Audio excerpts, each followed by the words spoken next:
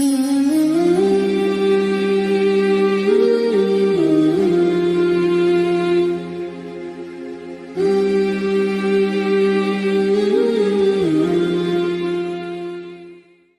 باللہ من الشیطان الرجیم، بسم اللہ الرحمن الرحیم۔ السلام علیکم ناظرین، میں شفا زہرا ایک بار پھر سے آپ کا استقبال کرتی ہوں چینل ون کے اس پروگرام میں کہ جس کا عنوان ہے امام علی اینڈ ماڈرن سائنس۔ ناظرین محترم، آغاز کلام میں تمام تعریف و توصیف اس پروردگار عالم کے لیے ہے کہ جو اس عالمین کا رب ہے، وہ پروردگار عالم کہ جس نے ہم انسانوں کو اشرف المخلوقات بنا کر اس دنیا میں بھیجا، اور جب ہم کو اس دنیا میں بھیجا تو اس نے ہمیں تنہا نہیں چھوڑا، بلکہ اس نے ہماری ہدایت کے لیے 1,24,000 انبیاء کا انتخاب کیا، اور اس کے بعد اس نے اماموں کے سلسلے کا آغاز کیا۔ اور کیوں؟ اس کی وجہ کیا ہے؟ اس کا ریزن کیا تھا؟ اس کا ریزن صرف یہ تھا کہ پروردگار عالم یہ چاہتا ہے کہ ہم انسان اگر اس دنیا میں آئے ہیں، اور ہدایت انسانوں کے لیے اتنی ضروری تھی کہ اللہ نے اتنی فیسلٹیز انسانوں کے لیے فراہم کر دی، لیکن اس کے باوجود بھی ہم دیکھتے ہیں کہ جیسے ہمیں اتنی فیسلٹیز ملی، ان تمام چیزوں کے ہونے کے باوجود آج ہماری قوم ایک ترقی یافتہ قوم نہیں ہے۔ آج ہندوستان میں 42.7% مسلمان ان پڑھ ہیں۔ یہ اس دین کو ماننے والے لوگ ہیں کہ جس دین کی شروعات پڑھائی کے حکم سے ہوئی۔ اقرا، پڑھو، اپنے رب کا نام لے کر پڑھو۔ یہ قوم اس رہبر کو ماننے والی قوم ہے کہ جس رہبر کا نام حضرت محمد مصطفیٰ صلی اللہ علیہ وآلہ وسلم ہے، اور جس نے علم کے حوالے سے یہ ارشاد فرمایا کہ طلب العلم فریضۃ علی کل مسلم و مسلمہ، کہ علم حاصل کرنا ہر مسلمان مرد اور عورت پر واجب ہے۔ کبھی آپ نے فرمایا کہ علم حاصل کرو جھولے سے لے کر قبر تک۔ ایک دوسرے مقام پر آپ فرماتے ہیں کہ علم حاصل کرنے کے لیے اگر تمہیں چین کا بھی سفر کرنا پڑے تو تم کرو۔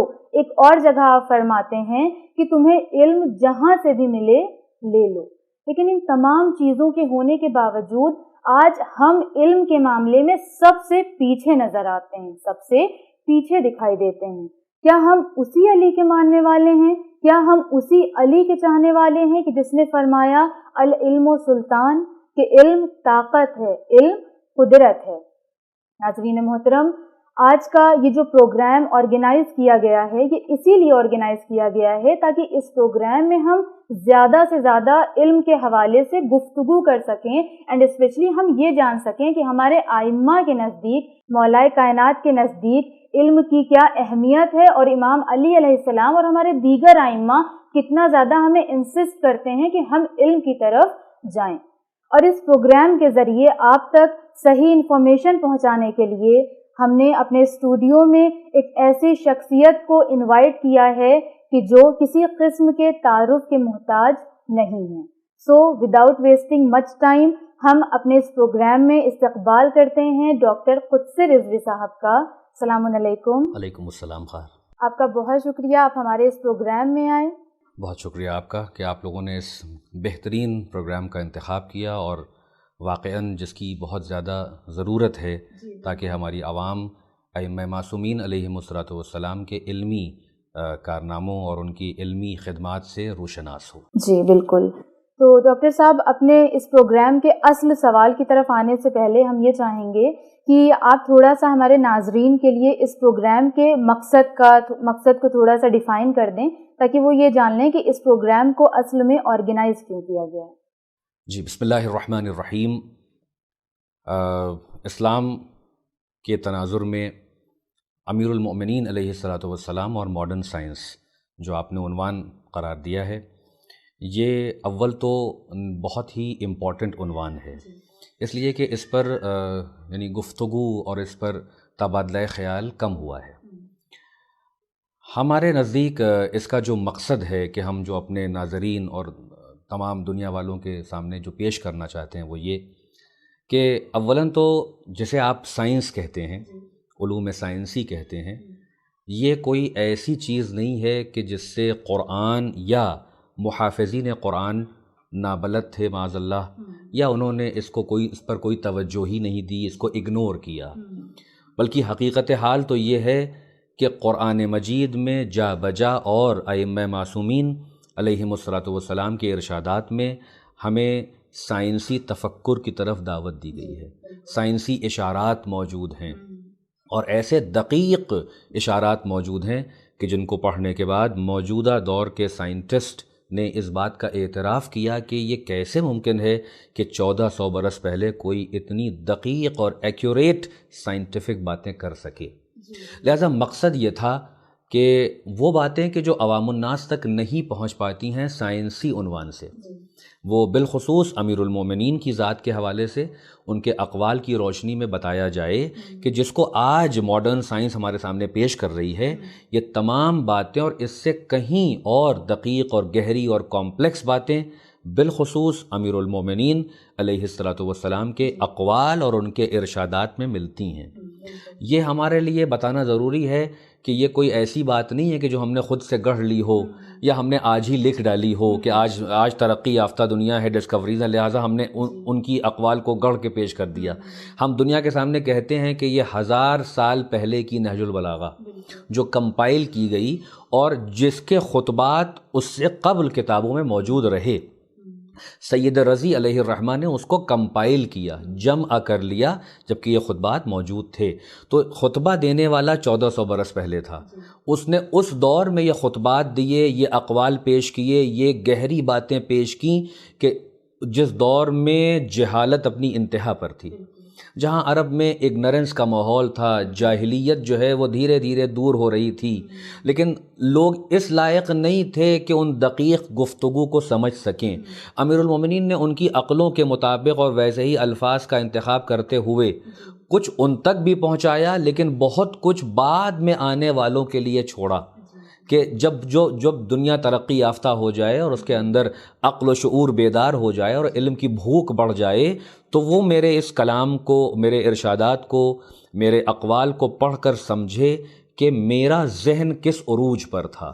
یعنی یہ کل علم کہ جن کے پاس اللہ نے اپنے علم کا جن کو مظہر بنا کے پیش کیا، انہوں نے انسان کی ہدایت کے لیے ایسے اقوال ہمارے سامنے پیش کیے کہ جن پر ہم کو غور و فکر کرنا چاہیے اور اپنی سائنٹیفک انکوائری کو ان کے اقوال کی روشنی میں رکھنا چاہیے، اور ان کے اقوال سے ہم بہت کچھ سیکھ سکتے ہیں تاکہ ہم مؤمنین کو، مسلمین کو، دنیا والوں کو بتائیں کہ اسلام نہ سائنس کا مخالف ہے، نہ سائنٹیفک انکوائری کا مخالف ہے، نہ سائنٹیفک ڈسکوری اور ایکسپیریمنٹس کا مخالف ہے، بلکہ وہ تو اپنے ماننے والوں کو اور تمام انسانوں کو علم کی طرف دعوت دیتا ہے اور کہتا ہے کہ تم علم حاصل کرو، اور ایک مقولہ دے دیتا ہے، بالکل ایک یونیورسل گائیڈ لائن کہ فَاسْأَلُوا أَهْلَ الذِّكْرِ إِن كُنتُمْ لَا تَعْلَمُونَ، پوچھو جاننے والوں سے جبکہ تم نہیں جانتے ہو۔ بقیہ لوگوں کے ہاں اگنورنس کو پروموٹ کیا جاتا ہے کہ زیادہ سوال نہ کرنا۔ یہ جو آپ نے ابھی یہ حدیث فرمائی کہ پوچھو جاننے والوں سے، تو کوئی یہ ایکسیپشن آیت نہیں قرآن، کیا ہے۔ جی تو یہاں پہ کوئی ایکسیپشن نہیں کیا ہے، مطلب جو بھی جاننے والا ہے آپ اس سے پوچھ لیجیے، کوئی بھی ہو۔ یعنی علم کو اگر اس کو مخصوص کیا جائے تو چہاردہ معصومین علیہم الصلاۃ والسلام، اور اگر اس کو وسعت دیا جائے تو ہر وہ شخص کے جو صاحب علم ہے، جس نے تگ و دو کی ہے، محنت کی ہے، تفکر کیا ہے، کچھ حاصل کیا ہے، اس سے پوچھو۔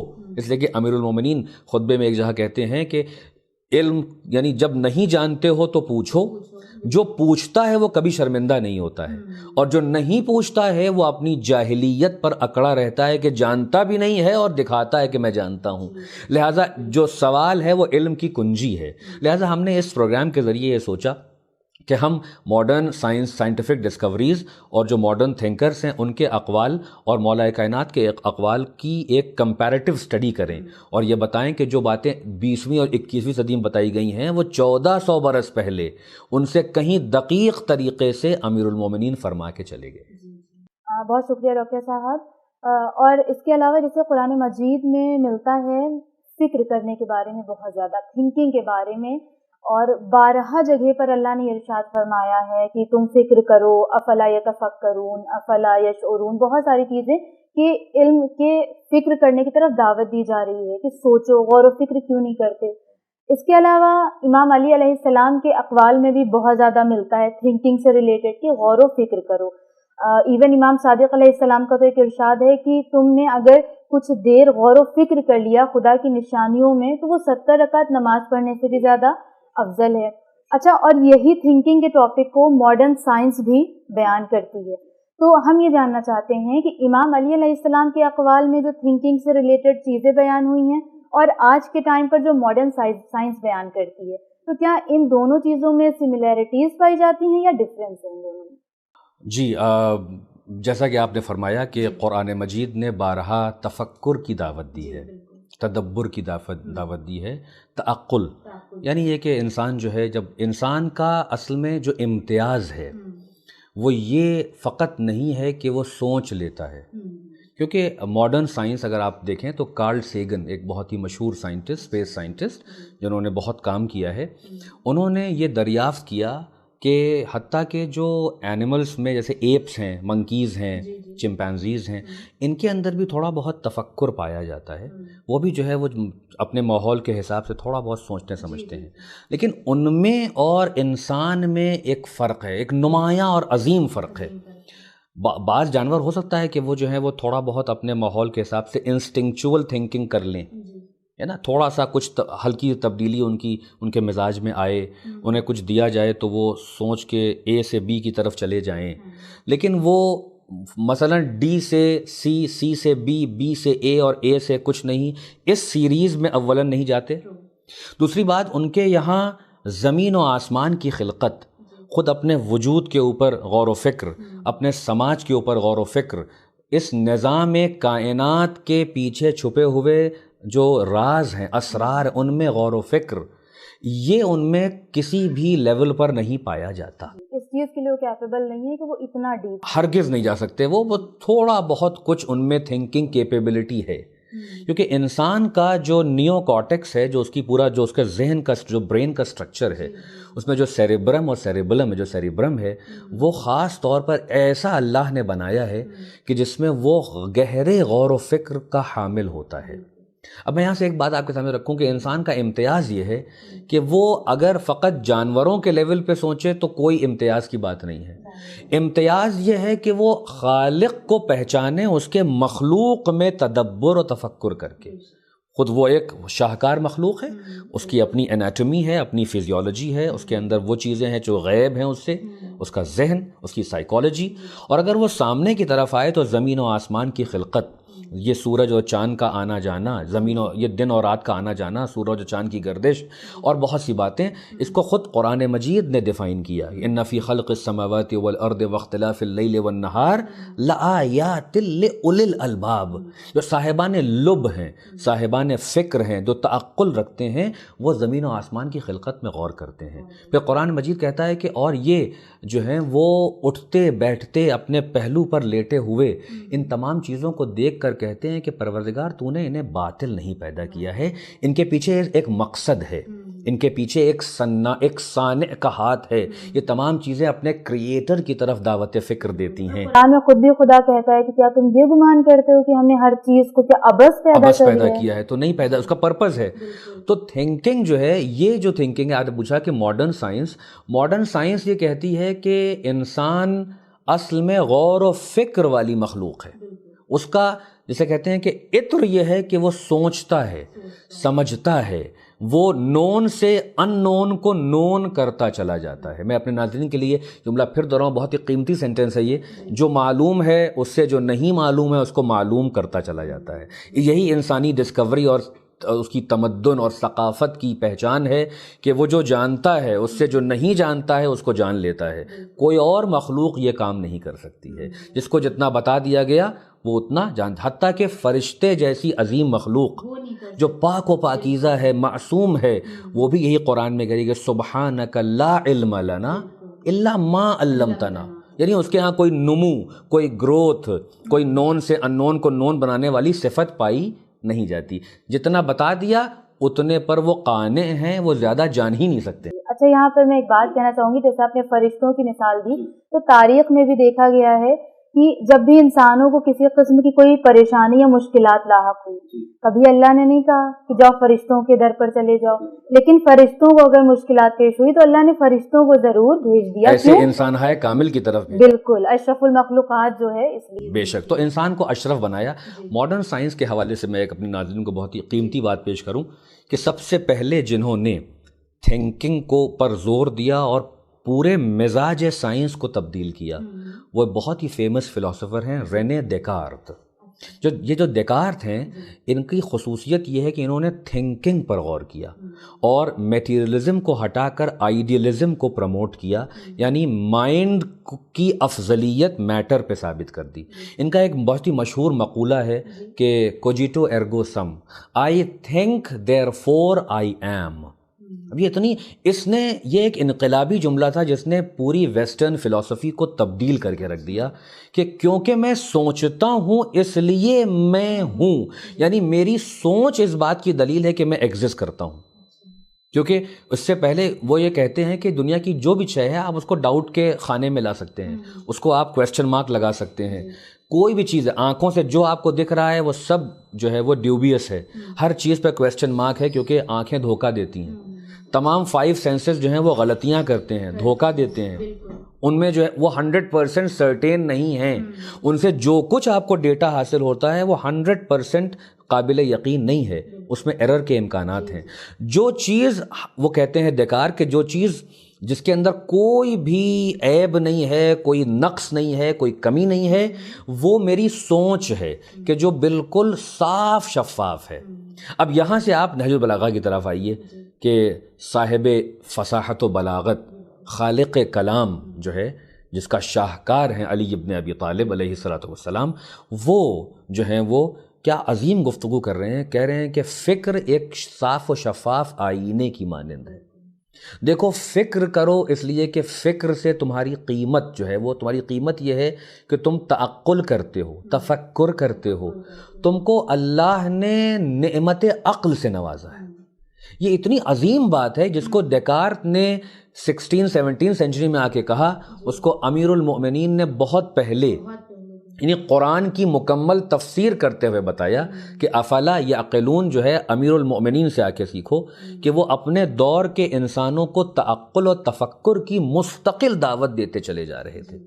اور میں آپ کی خدمت میں ایک قول بھی مولا کا، تاکہ ناظرین کے سامنے جو ہے وہ ایگزیکٹ قول آ جائے. مولا کائنات کہتے ہیں کہ آنکھوں سے دیکھنا اس چیز کے برابر نہیں ہے جو ذہن میں سوچا جاتا ہے، اور جو گہری فکر کے بعد جو آپ کو حاصل ہوتا ہے وہ آنکھوں سے دیکھنے سے کہیں افضل ہے. اس لیے کہ مولا کہتے ہیں کہ آنکھیں مس گائیڈ کرتی ہیں دیکھنے والے کو، جبکہ عقل اپنے استعمال کرنے والے کو کبھی دھوکہ نہیں دیتی، کبھی اس کو غفلت میں نہیں. لیکن اگر اسے صحیح ڈائریکشن میں استعمال، ظاہر سی بات ہے کہ عقل کے لیے جو ہے وہ ایک حجت چاہیے، حجت بالغہ چاہیے.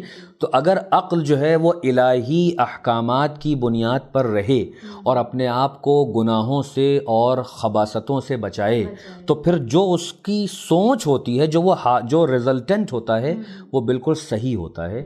جیسا ڈیکارٹ نے کہا کہ کیونکہ میرے پاس کل ملا کے تھنکنگ ہے کہ جس کو ڈاؤٹ نہیں کیا جا سکتا. اور اسی نے انقلاب پیدا کیا ویسٹرن فلسفی میں. اور یہی امیر المومنین بھی کہہ رہے ہیں thinking is a clear mirror, صاف و شفاف آئینہ ہے سوچ. پھر ایک اور چیز کہتے ہیں کہ کوئی نالج تعقل جیسی نہیں ہے. آپ دیکھیے یعنی دنیا میں جو کچھ بھی آپ کو آج سائنٹیفک ڈسکوری نظر آ رہی ہے یہ ویژول تھنکنگ کی وجہ سے ہے. ہر آدمی، آئنسٹین ہوں، پلانک ہوں، نیوٹن ہوں، جتنے بڑے بڑے سائنٹسٹ گزرے ہیں، وہ علم حیاتیات کے ہوں کہ فزکس کے ہوں کہ کیمسٹری کے ہوں، وہ پہلے اپنے یہاں ویژول تھنکنگ کرتے ہیں، گہرا تعقل و تفکر کرتے ہیں، پھر اس کو پیپر کے حوالے کرتے ہیں. اگر ان کی یہ فیکلٹی ڈیولپڈ نہ ہو تو وہ کوئی ایک تھیوری نہیں دے سکتے ہیں. آج دنیا میں جو کچھ آپ دیکھ رہی ہیں یہ گہری فکر کا نتیجہ ہے. اور امام کہتے ہیں کہ گہری فکر ایک صاف و شفاف آئینے کی طرح ہوتی ہے، اور جو اس سے علم حاصل ہوتا ہے اس کا مقابلہ کوئی علم نہیں کر سکتا. بہت شکریہ ڈاکٹر صاحب، آپ نے بہت اچھے سے ان تمام سوالات کے جواب دیے ہیں. تو ڈاکٹر صاحب ہم چاہیں گے کہ اگر اور بھی اقوال امام علیہ السلام کے اس ٹاپک سے ریلیٹڈ ہوں تو آپ بیان کریں. جی میں ضرور، کیونکہ بھئی یہ ظاہر سی بات ہے کہ ہم نے یہ پروگرام اس لیے رکھا ہے کہ تاکہ اسی بہانے امیر المؤمنین علیہ السلام کے چاہنے والے اور جو بھی علم کے رسیا، علم سے محبت کرنے والے لوگ ہیں، وہ ان کی شاہکار نہج البلاغہ کی طرف آئیں، جہاں ان کے خطبات کو جمع کیا گیا. انہی میں ایک مولا کی ایک کلمات قصار، جو چھوٹے چھوٹے سینگس ہیں ان کی، اس میں وہ کہتے ہیں کہ کوئی عزت نہیں ہے علم جیسی. اب دیکھیے، یہ آپ نے جو کہا نا کہ دیکھیے قرآن مجید اور ائمہ معصومین علیہم السلام نے کتنا زور دیا ہے علم پر، اور علم بغیر تعقل و تفکر کے ممکن نہیں ہے. ایسا تھوڑی نا کہ آپ بیٹھے ہوئے ہیں اور آپ تک علم آ گیا، آپ نے کوئی ایفرٹ ہی نہیں لیا. اسی لیے صاحب علم جو ہوتا ہے وہ اسٹرگل کو پسند کرتا ہے، وہ ایفرٹ کو پسند کرتا ہے. کاہل کبھی عالم نہیں ہو سکتا، اس کو یاد رکھیے گا. کیونکہ وہ انسان کے جو مزاج میں جس کے تساہلی ہو، جس کے اندر کاہلی ہو، جو بہت جلدی جو ہے وہ تھک جاتا ہو، اس کی عقل بھی تھک جاتی ہے اور اس کا جسم بھی بیکار ہو جاتا ہے. اسی لیے امیر المومنین نے تعقل و تفکر پہ زور دیا، کیونکہ یہ علم جو علم ہے، جو علم جسے اللہ نے کہا ہے کہ العلم نور اللہ، حدیث ہے کہ العلم نور اللہ، تو یہ نور خدا تبھی آئے گا جب انسان اس کا استعمال کرے گا. اور انسان کا امتیاز ہی یہی ہے کہ وہ صاحب عقل ہے، صاحب فہم ہے، فراست ہے، اس کے پاس انٹلیکٹ ہے. اور امیر المومنین کہہ رہے ہیں کہ انٹلیکٹ ایک آئینے جیسی ہے. اب اس آئینے پہ دھول آ سکتی ہے، اس آئینے پہ گرد و غبار آ سکتا ہے، اس کو صاف کرنے کی ضرورت ہے. کیونکہ انسان جب دنیا پرست ہو جائے، جب انسان آرام پسند ہو جائے، جب انسان کاہلی کا شکار ہو جائے، تو یہ تمام طرح کی خباثتیں اور دھول اس کے عقل پر چھا جاتی ہیں. اسی لیے امیر المومنین کا چاہنے والا کاہل نہیں ہو سکتا، امیر المومنین کا چاہنے والا دنیا پرست نہیں ہو سکتا، عیش و عشرت کا دلدادہ نہیں ہو سکتا. کیونکہ علم اللہ نے بھوک میں رکھا ہے. امام کا قول ہے کہ اللہ نے علم کو بھوک میں رکھا ہے، لوگ اسے شکم سیری میں تلاش کرتے ہیں. جب پورا پیٹ بھرا ہوا ہو تب کوئی تعقل نہیں کر پائے گا، تفکر نہیں کر پائے گا. قرآن مجید نے بتایا کہ وہ لوگ کہ جو اٹھتے بیٹھتے اپنی کروٹوں پر لیٹے ہوئے نظام کائنات میں غور و فکر کرتے ہیں. اور آپ نے ایک حدیث کا حوالہ بھی دیا کہ 2 رکعت نماز اور یہ تعقل، اس کا کوئی مقابلہ نہیں ہے. 70,000 رکعت سے افضل ہو جاتی ہے بعض روایات میں، بعض جگہ 70 گنا افضل ہو جاتی ہے. سوچنا، خلقت خدا میں غور و فکر کرنا.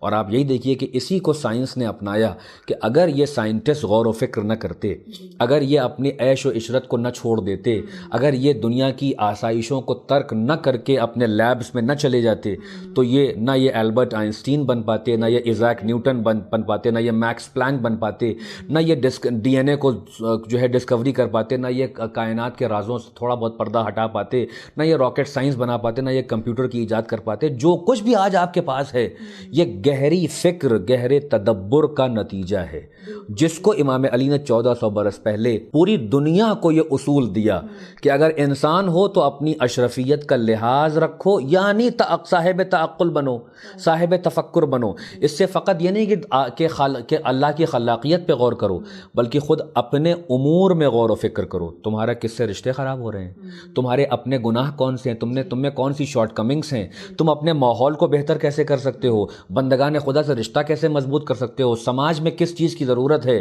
کیا خرابی ہے، کیا اچھائی ہے، امر بالمعروف نہی عن المنکر. یہ سب کا سب بغیر تعقل کے نہیں ہو سکتا ہے. اور آخر میں جملہ کہہ دوں، صاحب عقل اور صاحب تفکر اور صاحب تعقل کی عبادت اسی لیے افضل ہے کیونکہ وہ عبادت ہے. جو عبادت بغیر عقل اور بغیر فکر اور بغیر علم کے ہوتی ہے وہ کوے کی ٹھونگ کہلاتی ہے. رسول خدا نے کہا کہ کوے کی طرح چونچ مار کے عبادت نہ کیا کرو، بلکہ عبادت کرو اللہ کی احدیت کو سمجھ کر کہ وہ خلاق عالم ہے، وہ رب ہے، وہ مالک ہے، اس نے کیا فیکلٹیز عطا کی ہیں اور کیا خوبصورت بہترین نظام تمہارے سامنے پیش کیا ہے. جتنا زیادہ انسان عقل اور فکر کے گھوڑے پر سوار ہو کر اس دنیا میں غور و فکر کرے گا، سوچے گا، سمجھے گا، اس کو ہدایت ملتی رہے گی، اس کی عبادت بھی اچھی ہوگی اور اس کی معیشت بھی اچھی، یعنی اس کی اشرفیت بغیر، یعنی معیشت یعنی دنیا بھی اس کی سدھرے گی، آخرت بھی سدھرے گی، اس کا عقیدہ توحید بھی مضبوط ہوگا اور خود اس کو اپنے نفس کی معرفت ہوگی۔ اور میں اس بات پر ختم کروں کہ امیر المومنین نے شاید اس لیے بھی کہا تھا کہ جس نے اپنے نفس کو پہچان لیا اس نے اپنے رب کو پہچان لیا، اور یہ پہچان بغیر تعقل و تفکر کے ممکن نہیں ہے۔ جی بالکل، بہت بہت شکریہ ڈاکٹر صاحب، آپ نے بہت اچھے سے ڈیفائن کیا ہے۔ اور ناظرین، میں امید کرتی ہوں کہ جس طرح سے مجھے ڈاکٹر صاحب سے سن کر بہت زیادہ میرے علم میں اضافہ ہوا اور بہت نئی نئی باتیں پتہ چلیں، اور انشاءاللہ آنے والے ایپیسوڈز میں بھی اور بہت مزید باتیں ہمیں معلوم ہوں گی، اور اس کے لیے میں بھی بہت ایکسائٹیڈ ہوں، اور امید کرتی ہوں کہ آج کے اس ایپیسوڈ کو سننے کے بعد آپ بھی ضرور ایکسائٹیڈ ہوں گے۔ لہٰذا آج کے اپنے اس ایپیسوڈ کو تو ہم یہاں پر تمام کرتے ہیں، لیکن آپ سے ہم پھر ملاقات کریں گے اپنے ایک نئے ایپیسوڈ میں۔ تب تک بنے رہیں چینل ون کے ساتھ۔ والسلام علیکم ورحمۃ اللہ وبرکاتہ۔